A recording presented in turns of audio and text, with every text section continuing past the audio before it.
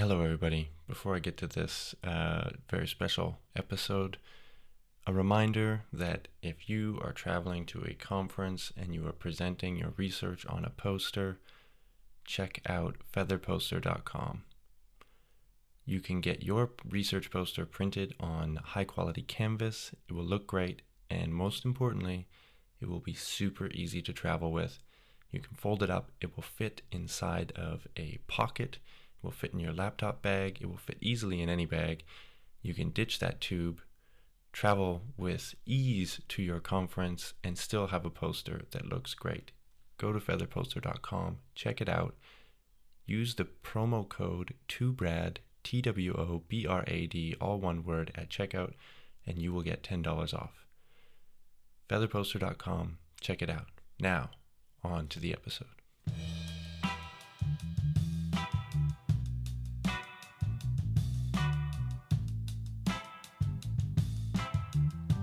Hello, Brad fans, and welcome to the show. In this episode, we're going on the road. We're headed to Berlin because at the beginning of September 2019, I attended the Mind Foundation Insight 2019 conference. This was an international conference all about the science and practice of psychedelic states. So if you've listened to this show for any stretch of time, you know that I've long been interested in these psychedelic substances. We're talking psilocybin, MDMA, or LSD. We've talked a lot on this show about their uses in clinical therapy for treating depression and PTSD. And at this moment in history, there's a real sort of psychedelic renaissance happening. For sure, it's being pushed ahead by clinical research into the effects of these substances on depression and PTSD, but there's also a growing movement in broader society, similar to some of the trends we may have seen in the 60s and 70s. We're seeing lots of books being written, news pieces coming out about journalists exploring this research and also describing their own experiences. We see in places like Denver, you know, the interest in these substances is growing so much that it's challenging prohibition laws. Microdosing is now a trend that you can find all over the internet. So I was really drawn to this conference because it was all about science first. So I showed up in Berlin with a microphone and started interviewing the researchers and clinicians here, trying to get an idea of why they thought the psychedelic movement restarted at this point in time. And what is their interest in these compounds? Why are they so fascinating? And what do they have to teach us about depression, mental illness, or the nature of consciousness itself? To start off with, I sat down with Dr. Andrea Jungerboehl, co-founder of the Mind Foundation. She's a medical doctor by training and started Mind with her husband Henrik. She's now its board and medical director. And I asked her, why start this foundation in the first place and get involved in psychedelic research? Well, what we've seen in recent years is that despite the fact or the supporting evidence that psychedelics could be usually beneficial for people, the science just doesn't happen, at least not here in Germany. And even though there have been people very much involved, already 100 years ago, for example, there was mescaline research at the University of Heidelberg, and there have been people like Hans-Karl Leuner in Göttingen who did LSD research in the 70s and 60s. There's just nothing happening here now. And my husband and I have been involved in psychedelic science from different angles, the harm reduction perspective, but also the ritual research and so on for about 10, 15 years. My husband longer than that, 20 years, around that. And when we realized it was necessary that because nobody else was going to do something, move along, we decided to found the Mind Foundation in order to create a group of people or also a base for influence to work on the German scientific and political landscape. With Mind being such a relatively new foundation and the psychedelic renaissance also being somewhat new, I next asked what it was about this moment in history that led to this reawakening in terms of psychedelics. Well, there are two sides to this. One is that the public in general is getting a bit more open about psychoactives. The role of cannabis in Germany has changed dramatically in the past 10 years. If you had asked somebody if legal medical cannabis would be possible 10 years ago, everybody would have been very, very astonished by the idea per se, and now it's a reality. And I think it has been a door opener for other substances to be discussed without reticence, basically, in the German public. And now we also have the scientific data, the backup from other people, especially Johns Hopkins, who are already here at the conference representing their work, and others paving the way for us. And they've got the foot in the door, and we will help to push it open. This idea of science leading the way and sort of forcing the door open was one that I encountered a lot throughout the weekend, and it was echoed by Marco Aquil, a PhD student at the Spinoza Center for Neuroimaging in Amsterdam and founder and board member of the Amsterdam Psychedelic Research Association, another non-profit academic association of university students and researchers dedicated to scientific and medical aspects of psychedelics. A lot has to do, I guess, with the psychedelic renaissance. It's hard to pinpoint the reasons why it started. I mean, for me, like personally, I think it has a lot to do with a lot of the research that came out of very specific groups, like at Imperial College or the Griffiths group in the U.S. So I think it's a lot of the groundwork that this group did that really managed to like make that little like change in the perception of psychedelics in academia that allowed a lot of other people that are in academia or like in clinical sciences to be able to like talk about these topics with a bit less fear of the stigma. Let's say at least now we have some papers to show that we're not coming up with wild ideas, but there is like pretty good peer-reviewed science on this. So yeah.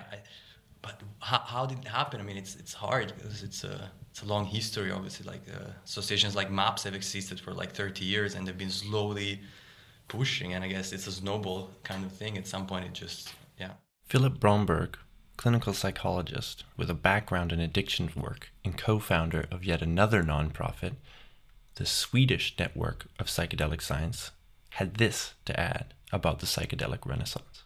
I think I would like to add in that on the sort of in the medical sphere, we have a massive crisis in psychiatry, where we have a lot of patients that are not getting helped by current treatments, and I think that's really pushing things in the medical sphere.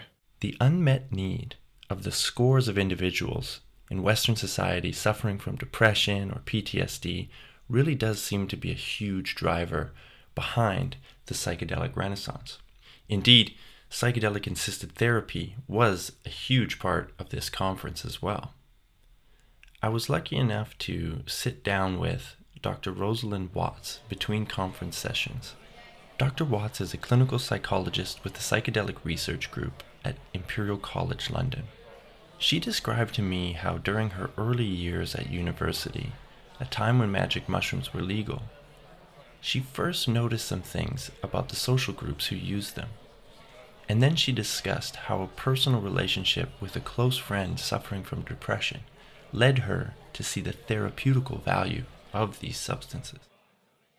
I noticed that there was a kind of drinking culture amongst my peers at university. There was a heavy drinking culture in the UK. And that some people didn't drink and they were interested in mushrooms instead. And you could see a difference in between, there was a distinction between those groups in that I think there was something a lot healthier about the people that would use psychedelics rather than alcohol. So that was my first introduction because I was familiar with it. I actually lived above a shop that sold magic mushrooms. So my flat at university was above a magic mushroom shop. And then after that, then they were made illegal and I went to train and everything. Didn't think any more about it. And then my best friend had depression and she went to do ayahuasca in Peru. And when she first went, I was very, very concerned about her going. And I said all the things that people say about psychedelics. You're going to go crazy. it's really dangerous thing to do. You'll lose your mind and something really bad might happen to you. And I made her cry, and I cried on the phone saying, don't go, it's a terrible idea. And then she had an amazing experience, and she came back and she was completely transformed. And then I decided that I needed to explore it. That exploration included loads of research and reading and getting in touch with other researchers involved in this area. And it ended up with Rosalind as the clinical lead of the Imperial College London Psilocybin for Depression study. More on this later. But first, what is it about these drugs that makes them so useful for therapy? If you've ever had a psychedelic experience or heard stories about a psychedelic experience, you've likely encountered terms like ego dissolution, introspection, connectedness, or heard tales of people viewing themselves from a different perspective, maybe not as an individual, but as part of something larger. According to the therapists and researchers that I've spoken with throughout the weekend, it appears as though the effects of breaking down the concept of the self and deep introspection are some of the things that make these substances beneficial for therapy. To investigate this further, let's first hear an explanation of what is self-representation and the self from Nicole Almeida, a PhD student at City University of New York, studying the long-term effects of psychedelic experiences on self-representation and the role of these experiences in shaping developmental trajectories by targeting self-representations. Self-representation refers to the brain's ability to model the self at both minimal levels and narrative levels. So the minimal level is bodily awareness, right? So it's the map of the body that the brain creates, basically. And the narrative self is the cognitive representation or abstraction of oneself as an agent that exists through time and space, that has consistency and unity, that has an autobiography, specific character traits, and that importantly is acting in the world and interacting with the world. Nicole isn't herself conducting research on how to apply these substances directly to therapy. Rather, she's approaching it from the point of view that these are a window or a microscope into our own subjective consciousness, which to her is also directly related to questions of well-being. But with this in mind, I next asked, what can these substances tell us about the self? That's a big question. I think not only can they give us insight into the structure of conscious experience, meaning the way that the brain in normal waking consciousness models the self and reality in narrative form, but also give us insight into specific contents of our own selves that are subjective, that are different between us. So not only insight into sort of the universal structure of consciousness, but also insight into our own subjective sense of self. Contents of self that we've either avoided or suppressed or we don't have access to for whatever reason, and give us the ability to think about our self-contents in a more objective and unbiased way. Normal waking consciousness is characterized by this specific kind of self-referential cognition where we are the subject of our experience, we attach to our experience, we identify, we say this is mine, right? We attach to thoughts and feelings. And what psychedelics do is they largely dismantle the self-referential network in the brain. And I'm inferring that what that allows us to do is engage in a more decentered approach to introspection, which is seeing the self as outside of the self or with a meta-awareness of self, recognizing that your self is this story that you tell yourself and you tell other people. And that's all that it is, really, that your awareness and your experience can be more than that or beyond that.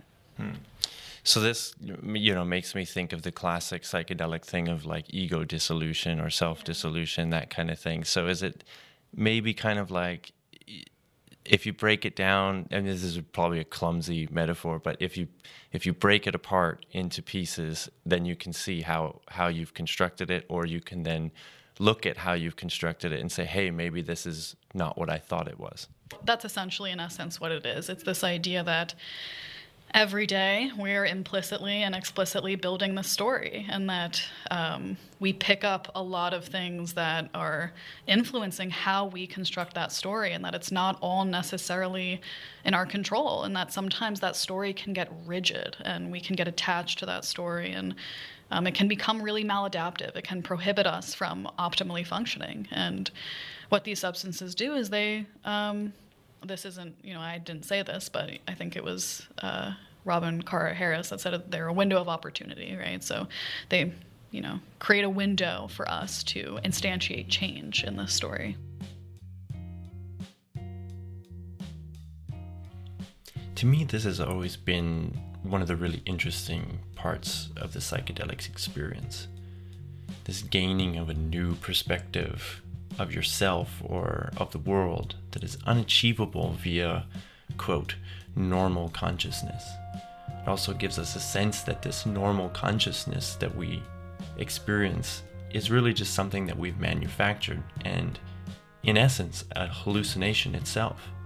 And I can see how this kind of thinking and these kind of perspectives would make sense in a therapeutical setting. However, a topic that's always intrigued me and kind of bothered me about this is, what is the nature of this new perspective? Are the insights, feelings, and experiences real? Does that even matter? What does real even mean? Oftentimes, the psychedelic experience and the profound insights they provide are presented as a gateway to the mystical or to a transcendent reality. In many cultures with a long history of psychedelic use, they're billed as a way to commune with entities, guiding spirits, or ancestors. Personally, I think that the mystical view of psychedelics can either increase their popularity, as it does in religious, spiritual, or New Age circles, but it can also have the opposite effect, whereby someone can dismiss the validity of the experience as simply a chemical reaction in the brain. Surely, some are even turned off by the idea that these substances have any value due to the woo-woo nature of some psychedelic movements. I tend to think that this was even part of the reason that the first wave of psychedelic movements in Western culture didn't gain a broader foothold in society. I wanted to explore this topic further, and so I arranged a meeting with Dr. Chris Letheby, a philosopher of mind and cognitive science at the University of Western Australia. Chris's interests and research revolve around issues arising from the use of psychedelic drugs in psychiatry and neuroscience, and the talk he gave at the Insight Conference dealt directly with reconciling the nature of these experiences with a naturalistic worldview. That is, one that doesn't believe in spirit worlds or other mystical elements, rather that the physical world is all there is. Interestingly though, as he explained to me, it was an earlier personal interest in mysticism and Buddhism that led him to research these topics. That was what made it get personal. So without that kind of prior interest in mysticism, I still maybe would have done it, but it might have ended up being a slightly more mainstream, insofar as any philosophy of psychedelics topic can be mainstream. It might have been a more straight down the line, well, what can these states of consciousness teach us about the mind? But it quickly developed in a different direction, which has to do with that interest in Buddhism, which is that, I personally subscribe to a philosophical view called naturalism, which just is the view that the natural world is all there is. So there is no transcendent universal consciousness, there is no spirit world. Consciousness is a product of complex brain activity. And from that perspective, when I started looking at the sorts of things that were being described in the literature on psychedelic therapy, I became concerned, and I developed the same concern that Michael Pollan articulated really well a few years later in his New Yorker article, where he said, is psychedelic therapy simply foisting a comforting delusion on the sick and dying? And that worry, as someone who had this interest in mysticism and looked at what seemed to be happening in psychedelic therapy, that worry, rather than the kind of theoretical question, what can we learn from this about the mind, ended up becoming the main driving force of my research. Mm-hmm. Yeah, because it seems to me that, like, looking at the conference program, the conference that we're at here, there's two sort of applications of this sort of work, one being the clinical, treating depression, addiction, this kind of thing, and then the other side being, what does it teach us about the mind?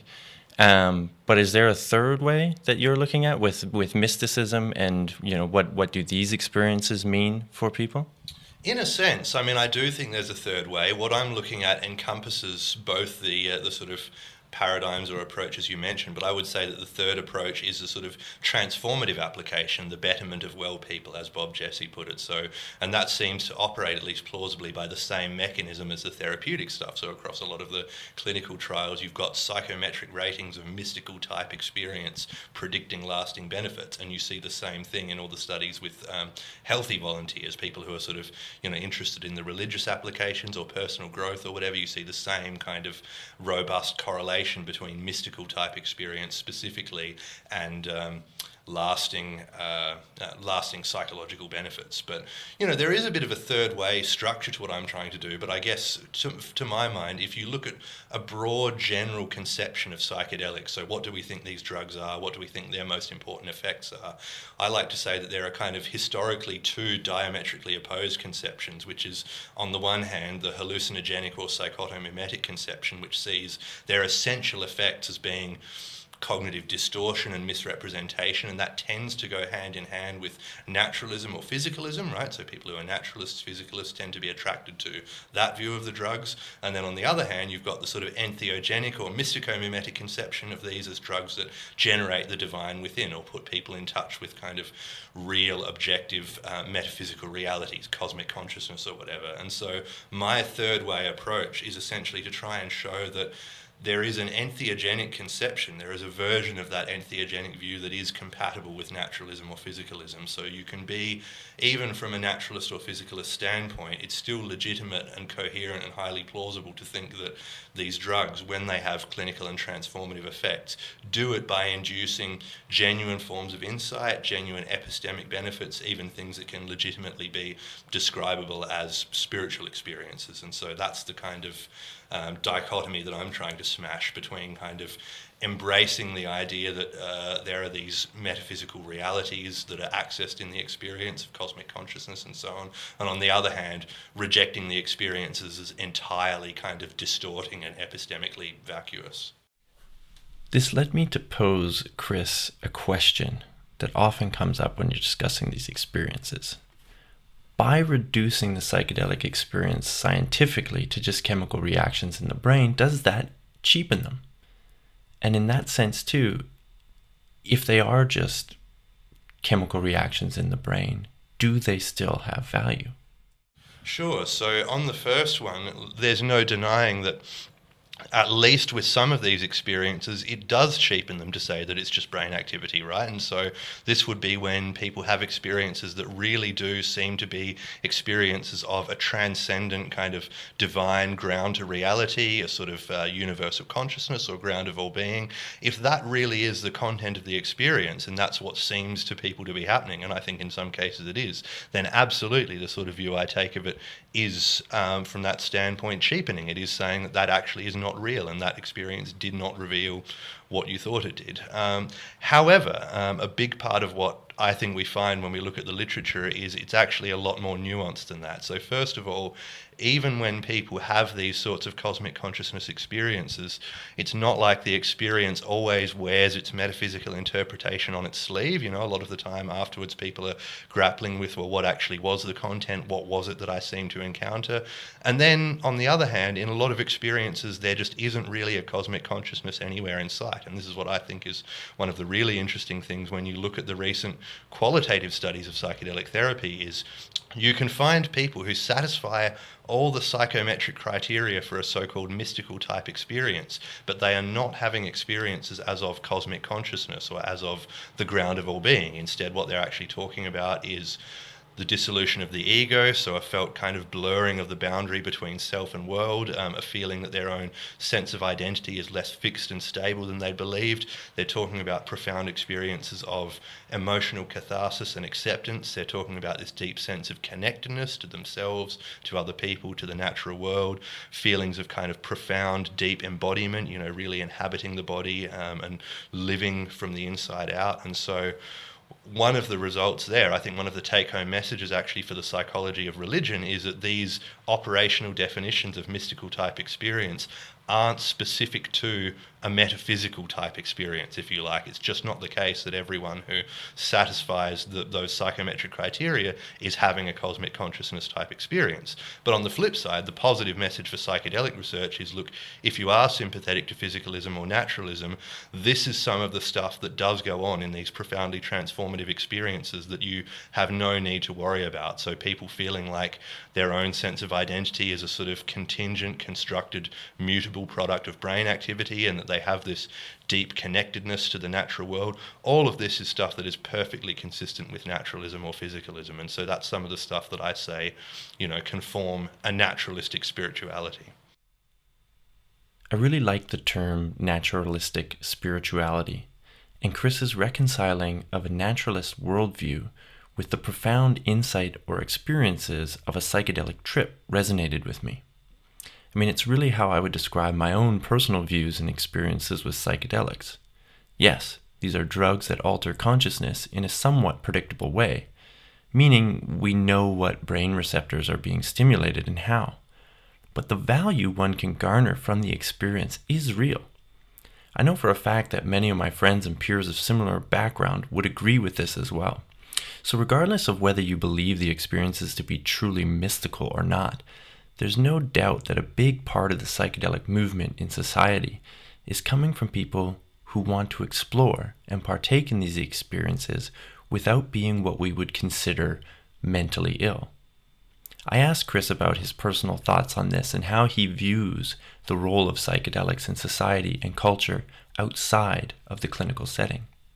I guess I'm more interested in how do we conceptually integrate it? What's the right way to think of these experiences so that they can find a home in our secular pluralist kind of culture? And I think ego dissolution is exactly the place to focus. I think there's good reason to think that it is what's, a big part of what's going on in the therapeutic and the transformative mechanism. And again, it's something that, it's perfectly physicalist, it's perfectly naturalist. There's nothing kind of cosmic or deeply metaphysical, but it's still profoundly existential. It still gets to this sense that, and this is a sort of Buddhist gloss on it, the sense that in our day-to-day life, each of us harbors on some level an illusion about the kind of thing we are, that the brain, in order to kind of process its signals more efficiently, decides that there is this kind of fixed, static, enduring, substantial entity called me, and then each of us goes through our day with this real deep down, often kind of, it's so ubiquitous it's invisible, this sense of being this fixed entity. And I think from a sort of secular naturalistic standpoint, this is one way we can look at what psychedelics offer that also does justice to the kind of profundity of these experiences. It's sort of, they introduce an element of what is called in philosophy of mind representational opacity. So people talk about the transparency of experience, the idea that we don't normally recognize our conscious experience as a representation or as a model. It seems to us as though we just encounter the world directly. But when psychedelics start messing with the processes that construct that experience, those transparent models become opaque. We start kind of seeing in this very direct way that what we previously sort of had naively taken to be the world itself is actually this constructed and contingent virtual reality in our heads. It's sort of this model or story that the brain is cooking up. And then the flip side of that insight is the idea that we can tell different stories. There are different ways we can model and understand ourselves and our reality. And there are limits to that, and it's a point that's easy to misinterpret, but I think that basic insight that our kind of everyday experience of self and world is more constructed and contingent and mutable than we ordinarily realize is a key to a conceptual key to actually integrating these experiences into our culture. Here again is Nicole Amada with her take on why, for lack of a better term, healthy people may yearn for these experiences. and what value they have for our culture. Yeah, I think the well and unwell mind is not a black and white thing. And I think that a lot of people struggle with meaning. A lot of people struggle with purpose. A lot of people struggle with ascribing meaning and making meaning out of their life. And there's a lot of external pressures, especially, with mass media and the everyone wants to be famous era. We often now, we write this story so intentionally to be the most interesting, in the room. And I think that psychedelics can help people understand that this story is a construction, and that it can be dismantled, it can be reconfigured, it can be molded, and that you're not held to it, that it's not a rigid thing, and that it is what you make it.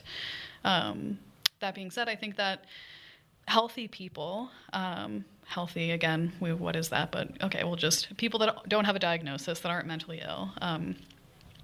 Healthy people also struggle with meaning a lot. This is, one of the frameworks that I use is the eudaimonic approach to well-being, which really emphasizes the fulfillment of potential. So self-realization, knowing what your potential is, and acting in accordance with that to be able to grow psychologically as an individual.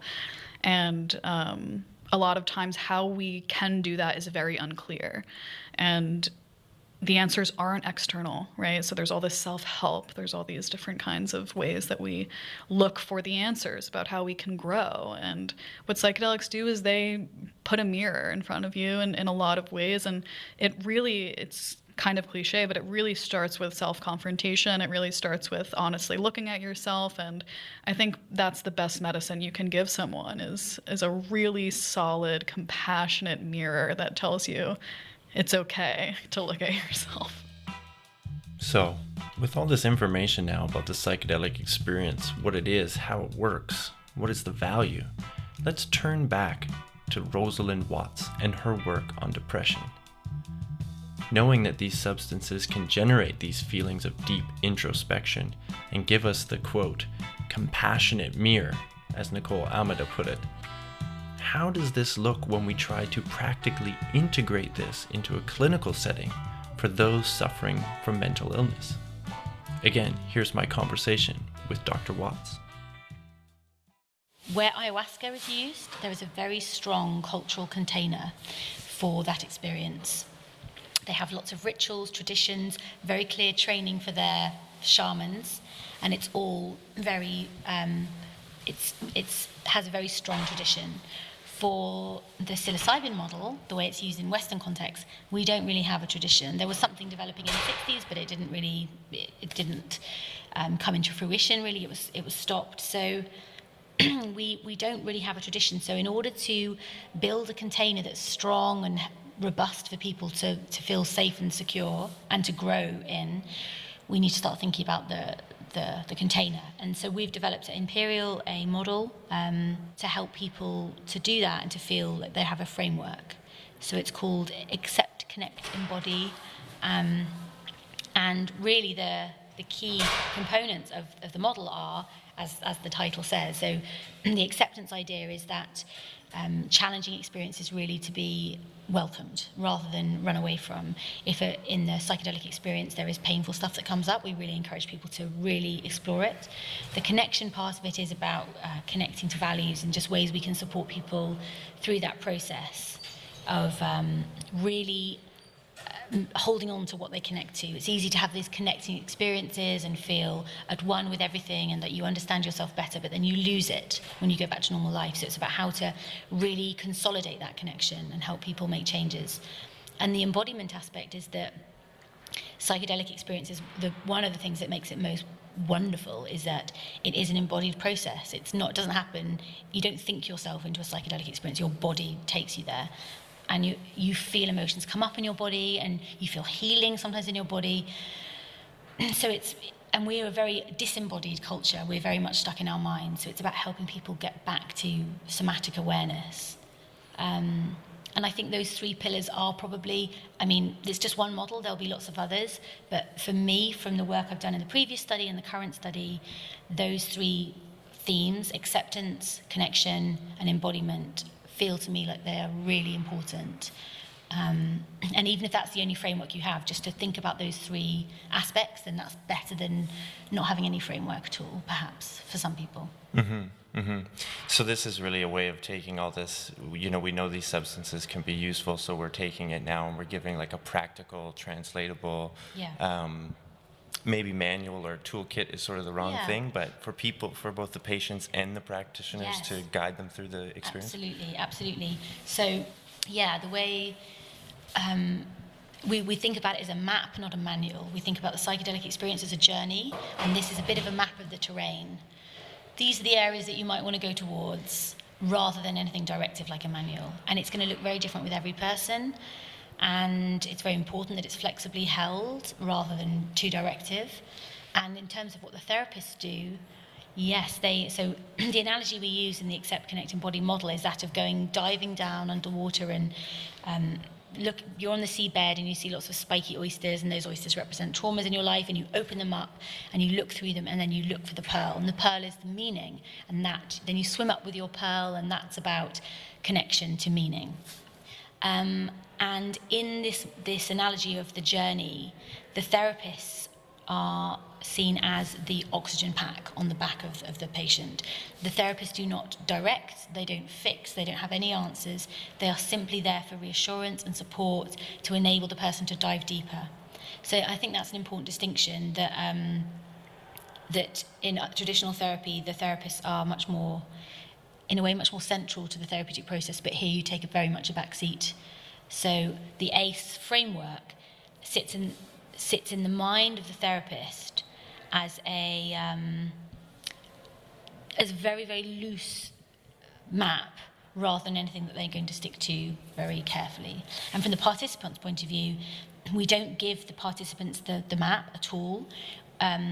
We have incorporated the model into visualization exercises, and we have a preparation visualization and an integration visualization, both using this idea of diving down into the water and coming up again. So we're not giving them anything directive. We're not giving them a map and saying you should be doing this. We're just we're incorporating the fundamental principles into a visualization which is about relaxation and building trust. So the model is subtle. It's a very, very subtle tool rather than anything that overwhelms the experience. Mm-hmm. And so this is what they mean, like the term psycho-assisted therapy. Yes. Yeah. So psychedelic-assisted therapy is where you're using psychedelics to assist the therapeutic process. But I would say that in our model, because we don't have that many therapy sessions, it's more like it's therapy-assisted psychedelics. It's kind of the emphasis is the other way around, that the therapy supports the process. It helps them dive deeper, helps them hold on to the learning, hold on to the pearls from the oyster, but it's not, it's all there around the psychedelic experience. Right now, Rosalind's research is working only with patients with depression, and they don't yet have the hard data.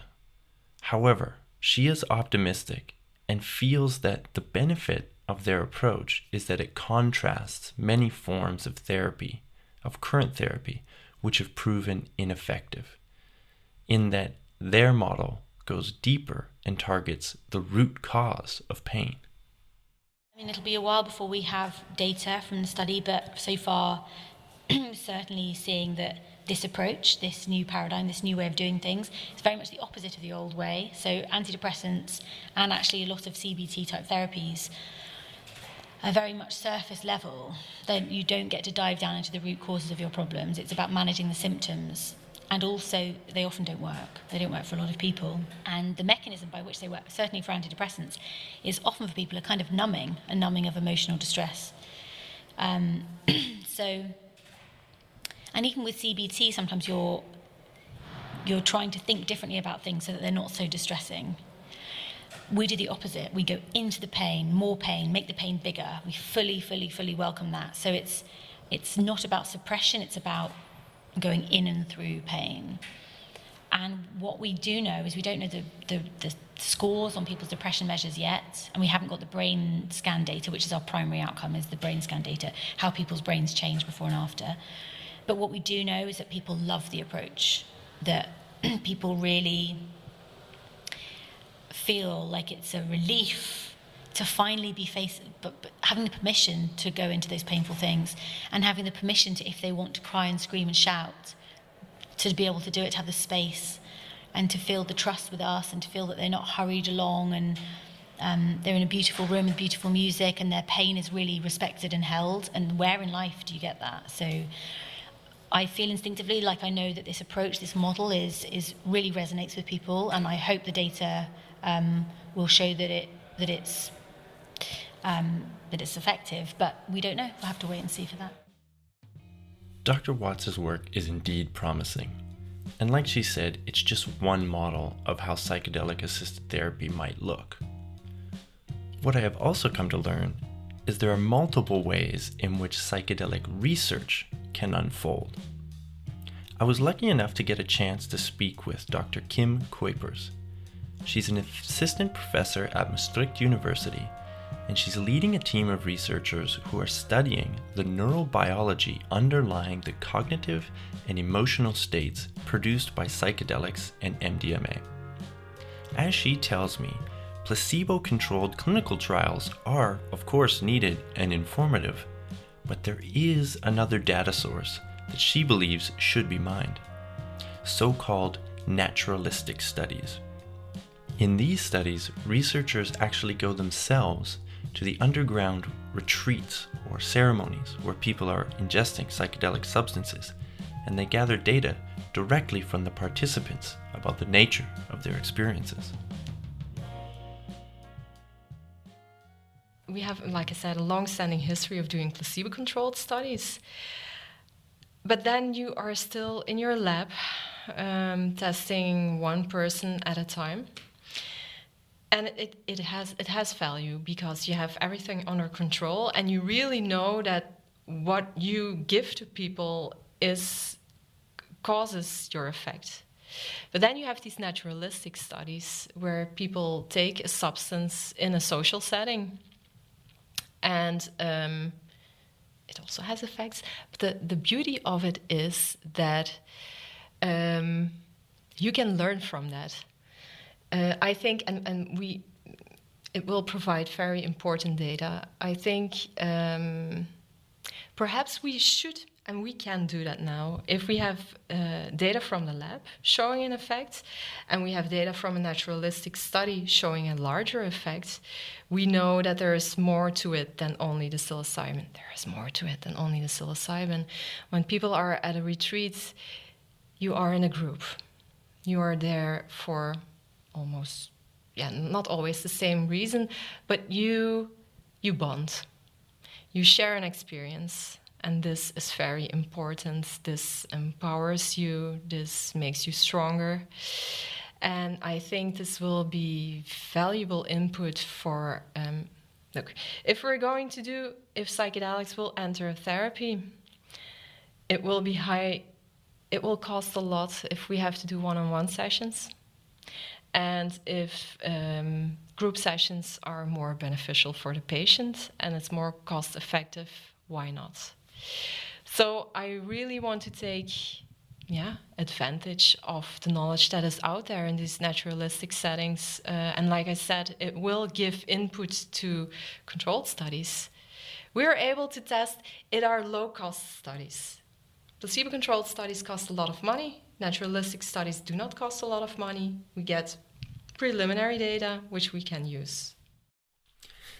I tended to agree with Dr. Kuipers that this approach was valuable. And when I asked her if she was receiving any pushback from her colleagues, I was happy to hear that she said she wasn't. I'm sure that some people who hear that she's attending these ceremonies would think of it or misinterpret it as condoning the underground scene. That's not what's happening, let's be clear. I did ask her, though, how careful she thinks this larger movement of psychedelics in society, or the legalization or decriminalization of certain substances, needs to be in order to avoid the public backlash against psychedelics, similar to what was seen in the 60s and 70s? Very careful. No, that's something that worries me too. A couple of months ago, there was something in the Dutch newspapers that somebody who went to an ayahuasca retreat died afterwards. And that is what you read in the newspapers. But then they investigated it. And I think he also had Ibogaine. I think it was that drug. See, now I'm also creating false news, perhaps. But there was more to the story. There was more to it, yes. And I also think, well, people can also die after taking MDMA once. People can die after taking aspirin once. It happens. People will have bad reactions. But indeed, it worries me that to give you another example, I received a phone call from a trauma patient. She went to an underground therapist. She had a bad experience. And she said, what do I have to do? Do I have to enter your PTSD study? What is your advice? I said, look, I can only say what kind of therapy we will offer. And she did not receive integration and full support. So that is what is happening. I'm very worried because it are very powerful medicines. I also see people who have done ayahuasca once, twice, who feel very empowered to pass on the experience, who might not have the best skills to pass it on. But I see this enthusiasm. I can understand it. But we should have therapists that get a good training. Yes, I'm worried that it will go wrong, and then you have people saying no, it will not come that far. But we should stay cautious. And then I'm also, look, sometimes people saying, oh, we've been doing this underground work for this long time. Yes, and I'm acknowledging that. I will not promote it. I see there is an unmet need in patients, so they're doing a good job, but it's a balancing act. It's difficult. They are needed, but it's illegal. So legislation has to change. Mm-hmm. But then again, like I also said, people are so... it's hyping. They are creating a wonder drug. We should, and somebody else said it too, we should tone it down. It will not work for everybody. But we should understand for whom it will work. And it is still preliminary data, what we're seeing. So we need more data so that it's really convincing. I had asked Dr. Andrea Jungerboer a similar question when she had said that the science is now there and put a foot in the door, and it was up to them now to push it open. But how hard should we be pushing on this door? If you push with a lot of power for anything, you will always elicit backlash. So we have to be careful, and we have to be consequent in our arguments. We have to back it up by science, and we can only extend, an invitation to the public to learn about these things. And I believe that the larger understanding, the larger perception that there is a mental health crisis, that people suffer from mental illnesses and are not being helped alongside the current paradigms, that is definitely helping us. But if we push the door too hard, it might be slammed in our face. There has been a backlash in the 60s and 70s, and we should be very careful to not make ourselves vulnerable to the same, popular narratives that basically killed off science on these substances in the 60s and 70s. Here again is Philip Bromberg from the Swedish Network of Psychedelic Science with his thoughts on why this current movement may be a little more resilient than the ones we've seen in the past.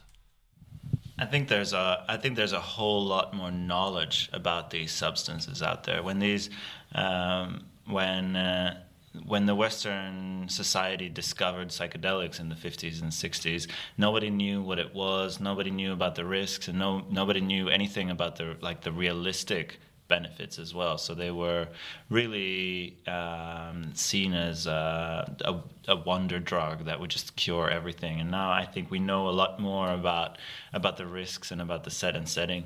Having said that, I think there is a risk of a backlash, which is why the science is so important. For Marco Aquil, founder of the Amsterdam Psychedelic Research Association, preventing a backlash is all about toning down expectations and managing hype. Yeah, I mean, I think there is a risk also of creating some sort of a hype. So someone, I think that the presentation would say, well, creating some kind of unrealistic expectations also in people that come looking for these treatments, looking for something that is going to change their life, and then there is a risk of them becoming disillusioned. So I think we have to try to do a good job at remaining sober, I guess, in some sense, and of maintaining a realistic perspective on psychedelics that is takes into account both the risks and the benefits, I would say. Mm-hmm. So there are risks for sure in what is in this explosion, but hopefully we manage to minimize them if we're careful. I put the same question to Dr. Watts.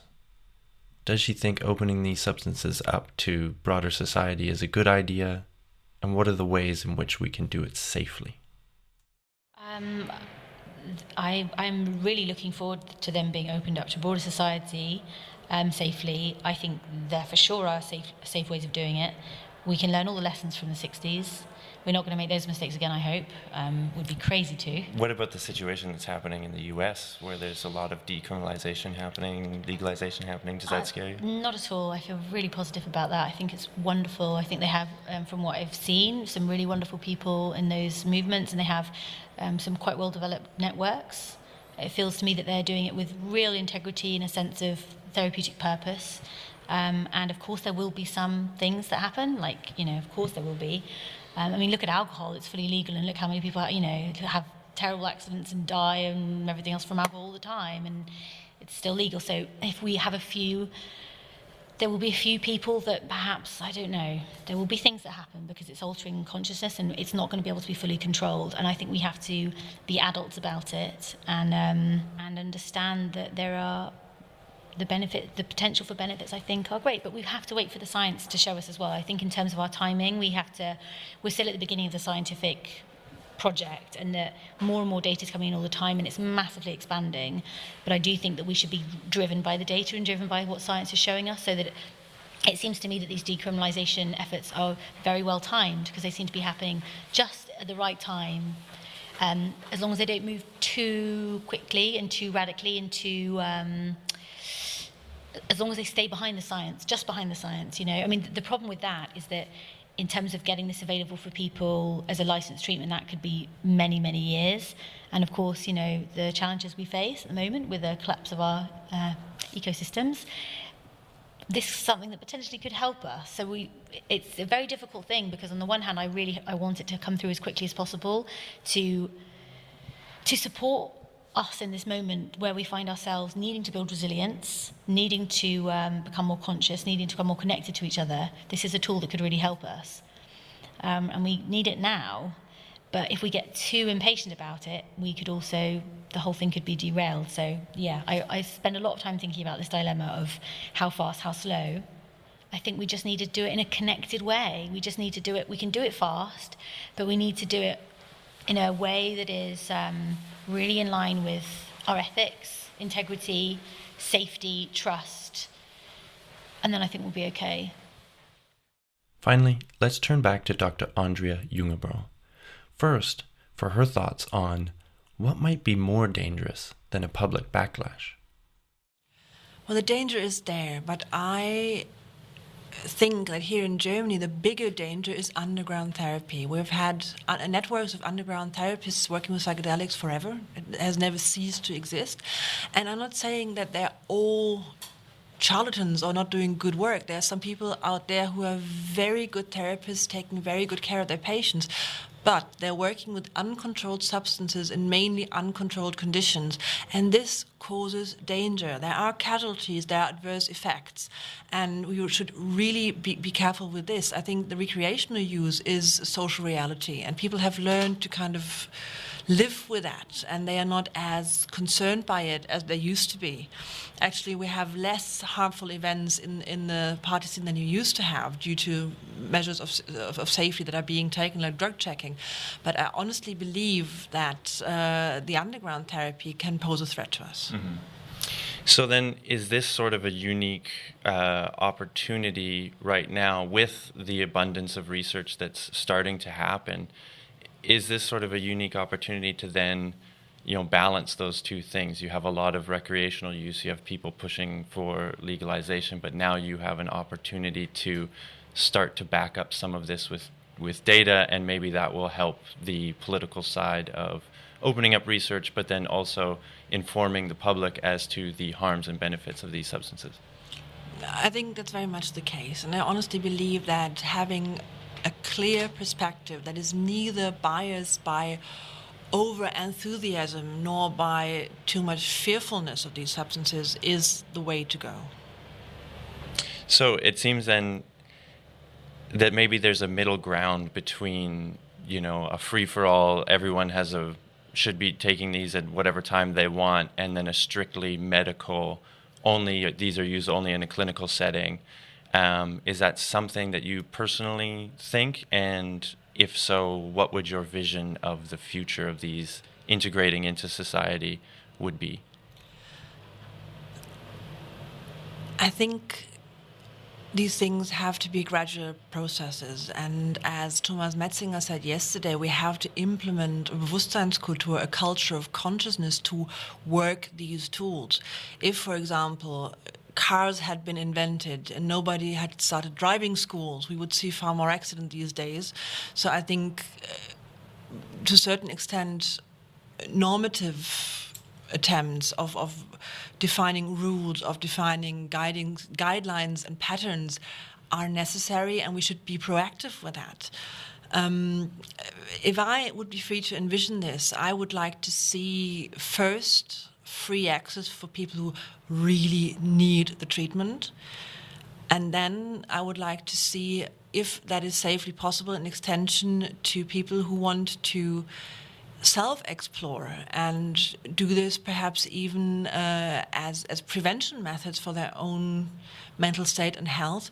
But we should never forget that those who use it recreationally or for inner insights are not in such a deep need as those people are who are severely depressed or suffer from post-traumatic stress disorder or other illnesses. And perhaps we, as the general public, actually would have to stand back a bit in order to allow these treatments to be available for those who really need it. So it's a bit like having a group of people who can, if there was one kind of food and one group of people was starving if they didn't get that kind of food, but it was forbidden because everybody was trying to have it all the time to indulge, then perhaps those who are just indulging to take a step back in order to ensure the provisions for those who really needed to survive. Well, that was my time at the Mind Insight 2019 conference. It was a really great experience getting to speak with all of these people, and I think the take-home messages were that these substances are valuable, and it's something that we need to look at in terms of therapies for those with depression, PTSD, other forms of mental illness, but even just maybe for ourselves, to get out of ourselves and take a look at the way in which we construct the narratives around our lives. That being said, let's take it with a dose of caution.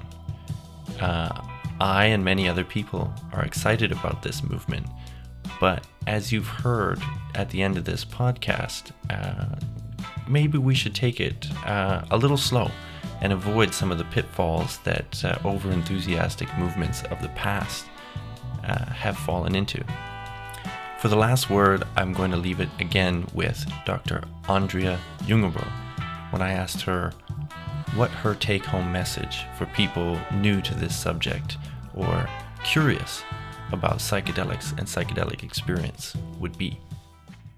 Well, do your homework. do the reading, look into the studies. The numbers are there. There's enough evidence to support that this is really worth something, that this is worth supporting, worth pursuing.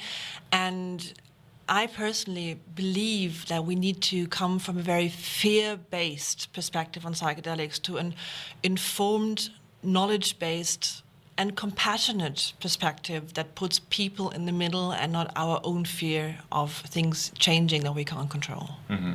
So caution is maybe the way to go?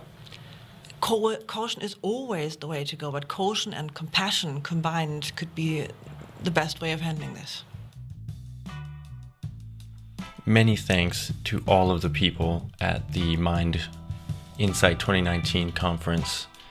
Thank you to the organizers. Thank you to the folks that were helping to set up the press interviews. Many thanks to Karen Almagor in that respect. She was great at organizing and scheduling a lot of these interviews.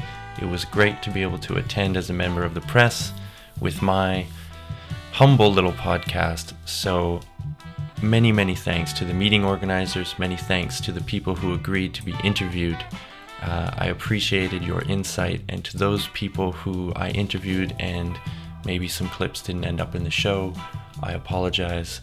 Maybe we can do something with those in the future, but regardless, your insights, the conversations I had with you were incredibly helpful in putting this whole episode together. My apologies if I pronounced anybody's name wrong. I tend to do that, but again, thank you to everyone. As always, thank you to the Freak Motif for the use of the music, and thank you to featherposter.com for the support. Go to featherposter.com if you're looking for a canvas printed research poster, and use the promo code TWOBRAD, TWOBRAD. Give us a follow on Instagram, Twitter, at TwoBradForYou. Subscribe wherever you get your podcasts. Rate us, leave us a comment. It all helps. Thank you very much to all of you for listening. And that's it. We will catch you next time. Bye now.